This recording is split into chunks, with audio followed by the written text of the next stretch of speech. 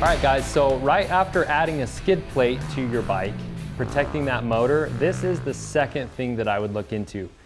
These are shift shaft braces for your bike, the Tusk ones for the Honda and the KLX. So the shift shaft on these bikes protrudes out, it sticks out unsupported stock, and it's a really vulnerable part on the bike. I was shocked to find out that we are moving 20 to 50 of these a month for the Honda. And they are not a cheap part and they're not fun to replace. And so there's a couple ways that you can support this and beef that up and help prevent that damage to this shift shaft. The first one is to replace your shift lever. The stock shift lever is fixed. It doesn't rotate on the tip here. And so anytime it gets grabbed by a rock, a rut, or maybe you crash or tip the bike over, all that force gets transferred to that shift shaft, and that's how it gets bent so easy. And so this is the first thing that you can do to help prevent that damage.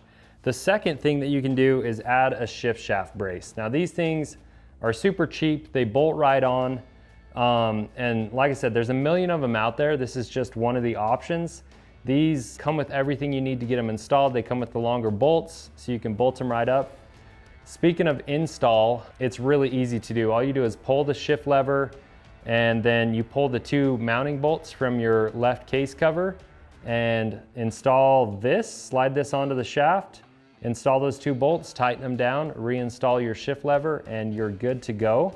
These are currently available for the Honda and the Kawi, years 13 all the way to the new bikes on the Honda through 26, and then on the Kawi 05 all the way through. So on the 110R and the 110L, it's the same, fits both models. And then we are developing these for other bikes too. So stay tuned on our website and you can stay up to date on which ones we offer. Let's cover construction real quick. So these are anodized billet aluminum as far as the exterior here. And then you do have this brass fitting that is an interference press fit.